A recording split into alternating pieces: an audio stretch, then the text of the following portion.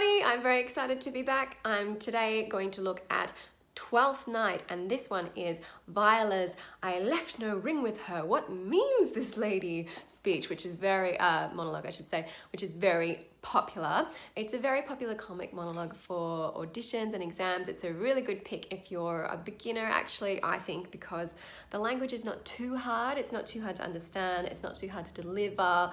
It's not super emotional or anything, and the language is not super tricky, so you can also build in a lot of comic ideas, little moments that you can come up with yourself, and you can also get lots of ideas from the many versions of Twelfth Night that are out there in the world, many of which can be viewed online or on DVD.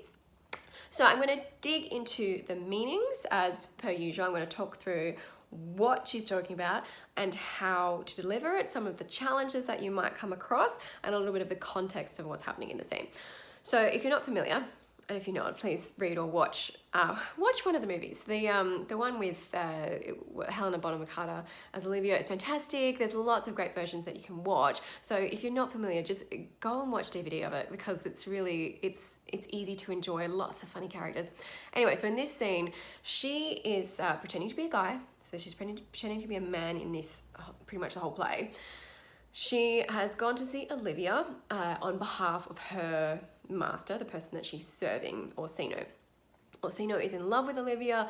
Olivia is sort of a little bit of a melodramatic character in some ways. She's been in mourning for her brother. Some people say she kind of like overdoes it a little bit. Anyway, so Viola goes to see her to woo her over, and because I think Shakespeare kind of layers on the fact that Viola, actually being a woman, she can actually speak to maybe something that another woman might understand, and so doesn't woo like a man, like, oh hey, I'm here. This is obviously a generalization and reflecting on what it would have been like in Shakespeare's day, perhaps. Not trying to go, I'm amazing and you look like the sun and all that kind of thing. She's actually like, you know what? She does the whole make me a willow cabin at your gate and all that kind of thing. And Olivia's like, oh my God, who's this? And is very excited. And of course then has basically instantly fallen in love with Viola, who is, in this case, looks like a guy. Something that's interesting to note, which doesn't necessarily affect this monologue, but just generally, especially if you're doing Twelfth Night or other comedies and romantic comedies from Shakespeare, in Shakespeare's day, it is generally agreed upon that they believed in love at first sight, and that was kind of ordained by God. So if she's fallen in love with someone, it's instant. It's not a case of like, you don't necessarily need to think too hard about why Olivia has fallen in love with Viola, even though she's a man, and there's so much you can go into with this play.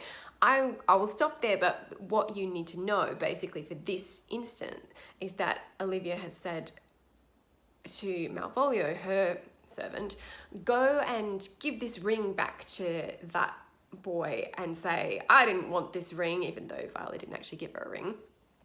And say, I can't love his master, and if he'll come back tomorrow, I'll tell him why I can't love his master. So Malvolio runs after Viola and says, oh, you stupid child, here's this ring that you forced upon my wonderful lady. And Viola responds, I left no ring with her. What means this lady? This actually, Viola does respond to Malvolio in the scene, like, I didn't do that, what are you talking about? And then Malvolio leaves, and then this happens. It is a soliloquy. It's a really fun soliloquy to play to the audience, which was very common in Shakespeare's day and now as well, to play a soliloquy talking to the audience. So I highly encourage imagining an audience that you're talking to. As always, I always remind you, think of your focal points and rehearse them so you're not going, I'm talking to an audience, which looks really bad. So I've spent like 5 minutes already setting up the context for you, so let's actually talk about what she is talking about in this scene. So it begins with, I left no ring with her, what means this lady? I would definitely send that to an audience. Like, what is she talking about? It's very clear. I didn't give her a ring. What is she even talking about? something to note in this throughout, do not take big breaks in the middle of lines. You need in Shakespeare to flow through the line. If there's a full stop, and sometimes it is written as I left no ring with her, full stop. What means this lady? It doesn't matter if there's a full stop in the middle of the line. Don't put a big pause in there, so don't create some funny business of like, I left no ring with her. What is this ring? What means this lady? And have a huge moment in the middle of there. It needs to flow. It's supposed to flow. Keep your business. If you're coming up with any little comic moments, great. Keep them for the ends of lines, for the flow.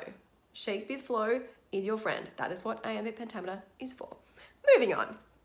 Fortune forbid my outside have not charmed her. And that basic fortune in this case means God. So God forbid. They didn't say God on stage in those days. So fortune forbid just means God forbid my outside have not charmed her. So God forbid, like, she's fallen in love with what I look like. So not just what I look like, but my appearance, which in this case, the connotations are, you know, my surface layer looks like a guy, but inside obviously I'm a woman, and this is not going to work out for us in this case. So she's throughout this monologue, Viola's figuring things out. She goes, first thought, what is this person talking about? Second thought, oh no, God forbid that I haven't like won her over with what I look like. Now she starts to think, hang on, I'm thinking back, I'm recalling our conversation. She made good view of me, meaning like, well, she was looking at me quite a lot. Indeed, so much that sure me thought her eyes had lost her tongue, for she did speak in starts distractedly. So eyes had lost her tongue is kind of like, you know, what we'd say now about like you've lost your tongue. So her eyes had lost her tongue. She was looking at me so much she couldn't even speak, for she did speak in starts distractedly. Usually in starts means like going, which Olivia was doing. If you look at the scene, she is kind of like, yeah, distractedly. She was kind of distracted. And then, so Viola's next line is, she loves me, sure. So what you need to note there is that is a decision, and you need to play that. With Shakespeare, you always play the action on the line. So don't, again, you can have moments of like, she loves me, sure, but don't like have a huge moment of you going, Don't embed breaks. They don't need to be that. You need to be fast at making decisions as you speak. So she loves me, sure. You're basically making that realization and that decision as you breathe. The cunning of her passion invites me in this churlish messenger. So she's just coming up with more evidence. The cunning of her passion being like her cleverness playing out in reality invites me in this churlish messenger. You'll see churlish quite a lot in Shakespeare. It basically means kind of like a rude person. So churlish means like rude, and sometimes they just say churl, which is kind of like calling someone a ruder word than idiot, which I don't want to say here, but like if you were calling someone a something head, you know, something like that kind of thing. So she's been kind of like this guy. So she loves me, sure. The cunning of her passion invites me in this churlish messenger. She's definitely in love with me. She's trying to already play out her little love fantasy by sending this rude jerk face to come and talk to me. And then going into she's just reflecting back here, none of my lord's ring, why he sent her none. So like, because she's referring to Malvolio says, she'll have none of it, which means that she doesn't want this ring. None of it, like, she doesn't want my lord's ring. Why, he didn't even send it to her. So all of this, the audience kind of knows, and it's interesting to watch Viola play this out. Usually, if it's directed well and performed well, in the scene before, it's quite clear that Olivia has fallen for Viola or Cesario. So everything that Viola is saying, actually we kind of know, the audience kind of knows in advance. So what we're doing is kind of just enjoying watching her. So as an audience, we're enjoying watching her figure it out. So as as a performer, I think it's really interesting to really think through, like, what are the stages of her thoughts? What does it take to convince her that, yeah, this is definitely happening? Now I'm remembering this, and now I'm remembering that, and then she did this thing. And the communication with the audience, like, right, like, hey, she did this thing, right? That can be so delightful for an audience to watch, being like, yeah, we're totally on the same page with this. She's definitely into you.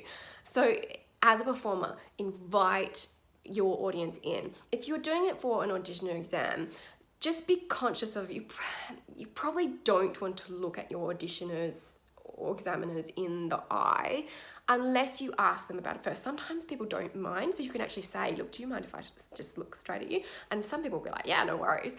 But if in doubt, pick a spot not directly above them, because that can just sort of feel like you're looking at them anyway, but instead like to the side, or just off, and communicate and invite the audience in and imagine that you're actually having a conversation. This is a very conversational, casual kind of monologue.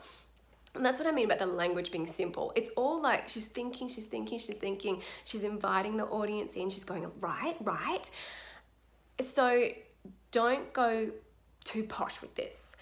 If you watch the Helena Bonham Carter, what's her name? I've forgotten. Imogen Heap, I think it is. That that plays Viola in the movie version that's commonly seen.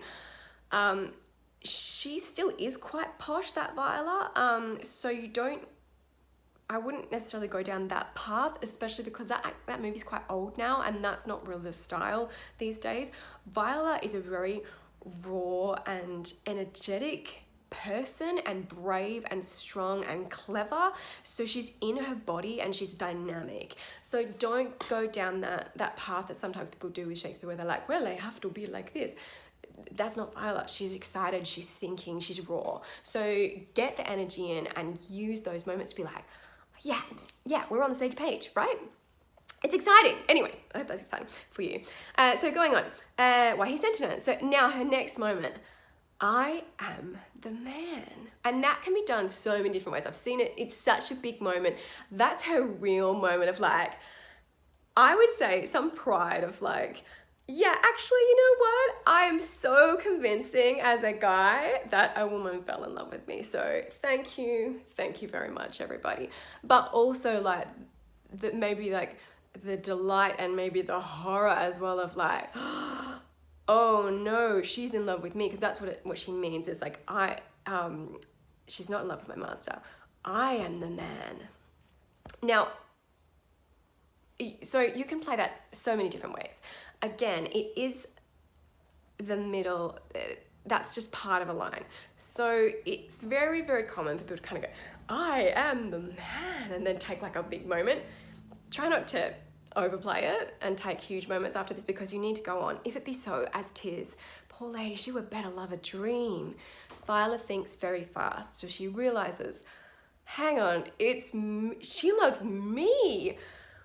Oh no, if that's true, oh, poor Olivia. She may as well love a character in her dreams. In your dreams, pal. Well, so she has a lot of compassion, Viola, too. Right, sorry. Now, after that, she reflects again. Disguise, I see thou art a wickedness wherein the pregnant enemy does much. Now, that is a reflection for herself as well, because she sees that it applies to her as well. What she's saying is disguise, so changing your outward form, is kind of, when they say wickedness, often they kind of referring to sin, wherein the pregnant enemy does much. The pregnant enemy is the devil.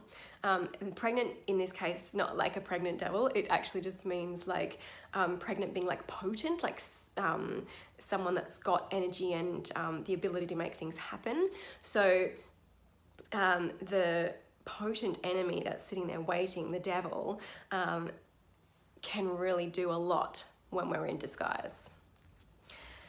And this applies to her as well, so she's reflecting on like, oh yeah, that applies to me as well, because I'm in disguise, but I fall in love with someone else and now I can't do anything, and yeah, stupid devil, it's like having a good time playing with all our feelings. And then this kind of links in. Now this is an unusual reference that in our day we don't really get, because how easy is it for the proper false in women's waxen hearts to set their forms? That's to do with waxing, like when they have like a stamp and an imprint. So, and that's the proper false. I can't even remember the exact things, but this is one where it's like, you know, most audiences are not going to be like, well, I know what that means. So you're playing basically, the meaning being, women's hearts are so soft and malleable that it doesn't take much to put a stamp on it and mold it and completely set us and change us. Alas, our frailty is the cause, not we. For such as we are made of, such we be. So she's sort of again playing on that wax idea and like the frailty of women, and this is she genuinely believes it, that like the women being the softer sex, whereas these days we'd be like, well, that's very sexist, blah blah blah. It doesn't necessarily help you to kind of play the modern connotations of that, the modern layering of like, well, actually, you know, women, frailty. I'm actually making a joke. I wouldn't layer on cynicism there. I actually think that Viola is hurting because she loves Orsino and she knows that she is kind of stuffed, and that she's talking about her own frailty. She's talking about her own maybe mistake in loving Orsino. So being cynical and trying to layer in like, well, actually that doesn't apply these days.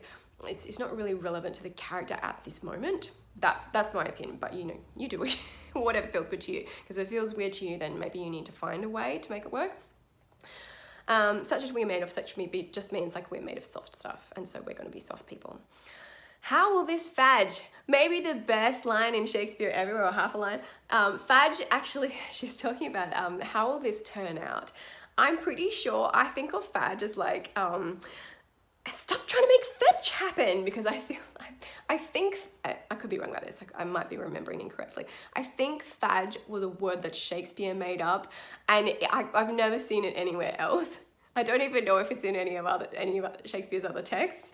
So it always makes me feel like he just made that up because it fitted with the rhythm, and actually it's not even a thing. So basically she means, how will this turn out, is what she's saying here. Haha, fadge.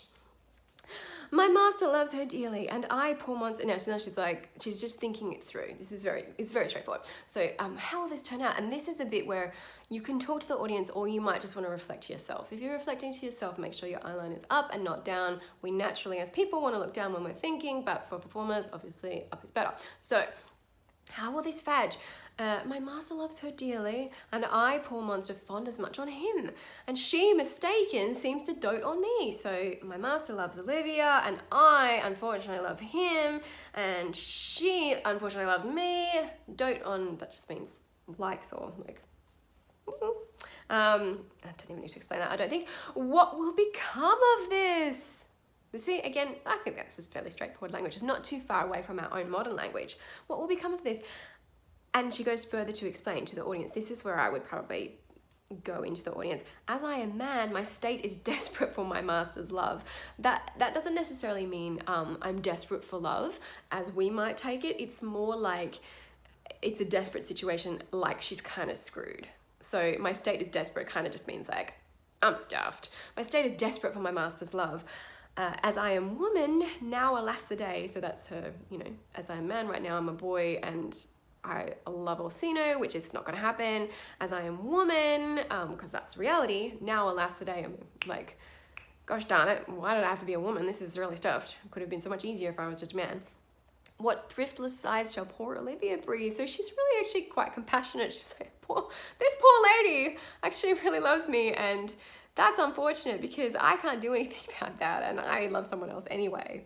Thriftless sighs being like pointless. Poor Olivia, sighing away in her boudoir or whatever.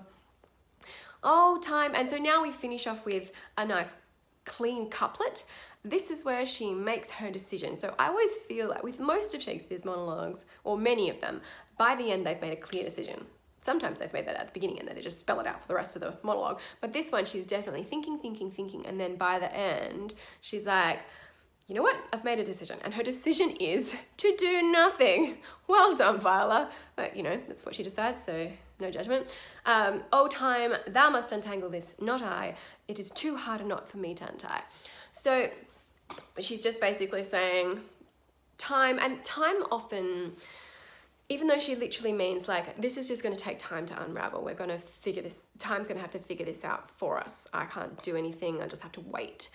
But also sometimes time refers a little bit to God in a way, like time, like fortune, because time can also be, what's that word when you anthropomorphize, like Pixar, where all the objects are like people, that thing about time. So, sorry, I can't remember the word. Time becomes like a person, and she's, in a way, it's kind of like a prayer. So it's almost like saying, God, you got to figure this out for me because I can't do it. So that's her decision, and then she buggers off happy. So it's a really fun one there. I hope I've given you a little bit of insight into the character. Have fun with it, and you can do quite a lot of movement with Viola, I think, because she is, because as I said, she's very dynamic. So you can feel free to kind of go over here and talk to the audience, go over here and talk to the audience, unless you're doing a self-tape, of course. Be dynamic, have moments of thinking, breathe. Use the breath to help you express what she's going through. When you prep her thought process. I would highly recommend doing like an inner monologue in modern English, solely thinking, oh wait, she did look at me a lot, and then she was kind of talking like a little bit weird. Think that through, and oh, I remember she did this. Put that, when you're practicing, put that up against your script that you're rehearsing with, just to remind you, like, oh, this is what I'm thinking internally, and that will help cue you forward. And just as a final note before we finish, Viola as a name is pronounced with 2 syllables, not Viola or Viola. It is 2 syllables because it fits with iambic pentameter. So that is the correct way to pronounce her name. Please drop me a comment if you have any questions, or if there are any other monologues you'd like me to look at. I'm going to do a double film today. I'm going to do another Olivia from just before this one. So have a look if you need some more stuff from Twelfth Night. And thanks very much, and we'll see you next time. Bye.